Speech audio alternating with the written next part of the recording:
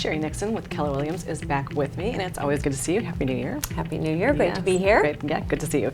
So we're in the new year. People might be starting to think about listing their house, getting it ready for the market. Yes. And you're starting a new series on things of what to do to get it sold. Yes. So what are we talking about today?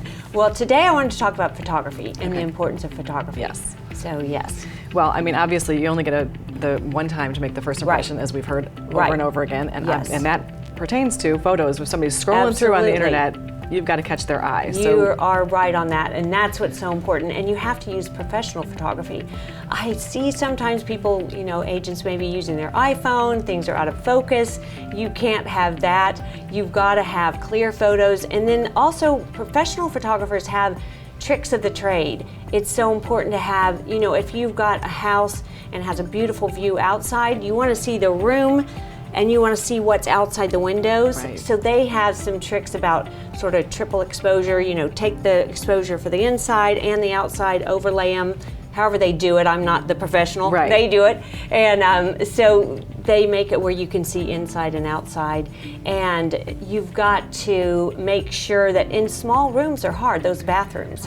And you don't want to just look at the toilet up. You want to make sure that you don't see the photographer in the mirror or something. You sometimes see or that. reflections or Right. And they also have, I think, obviously an eye for the angle, like you were talking about, that you should be taking, because it can make a room look much big, larger, small, weird, too small, angles whatever. are important. So the professional photography, and I do a lot to prepare. You have to prepare the client ahead of time, make sure they've taken all the obvious things, take the photos down and all the things you hear about.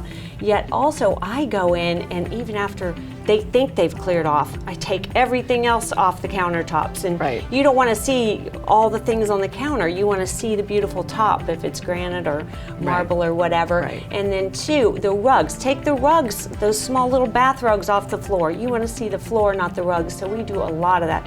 I mean, after my team and I have left, we have to make sure to bring everything back up so they can find it, because we put everything under. We don't want distractions.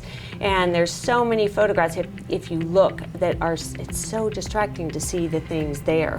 So we do that. And then two, we'll prepare. I bring extra nice bedding that's more white and not so colorful that they're just looking at the bedding on the bed. You want to have it more neutral so they see the room. So I prepare by bringing a lot of things. And then two, I make sure to call ahead to have the landscaper come, blow the driveway, clean the pool. Sometimes they don't, so I'm prepared with an electric blower. And you're out there dipping the leaves out of the pool. Exactly, I am. I mean, that's the truth. You Right. get the net and try to dip the leaves out of the pool. I mean, you can Photoshop it later, yet it's better just to have that. So, And that is just amazing, the amount of details that you just went over that people, I'm sure, are not thinking about when they're thinking about taking the photos. Got to do that. So what kind of types of photography So there are more than just the normal photos. I do a lot with drone photography. That's so important, so you can see where the house is in the world. See, if it's next to the ocean or next to, like in Wexford on the harbor. So drone photography is great, using that. And then Matterport photography. And that's where, if you can see, first of all, they can see it kind of it looks like kind of a dollhouse, so they can even manipulate it and see where the rooms fall, and they see sort of the floor plan, even if it's 2-story. And they can walk through the house by clicking on the photos.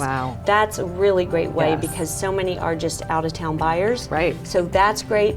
Then you have twilight photography, and if you can't make it at twilight, they have the virtual photography where they look like there's light coming out of the windows. So that's some too. Well, so obviously you know a lot about this, and you've done this several times. So if somebody is interested in listing and they want your expertise on this, how do they get to you? Well, they can always call me, 843-301-2688, my website, email. I'm always available. Okay, and we're going to look forward to next month when you're back with yet another tip on how to get it sold. Yes. Thanks so much, Sheri.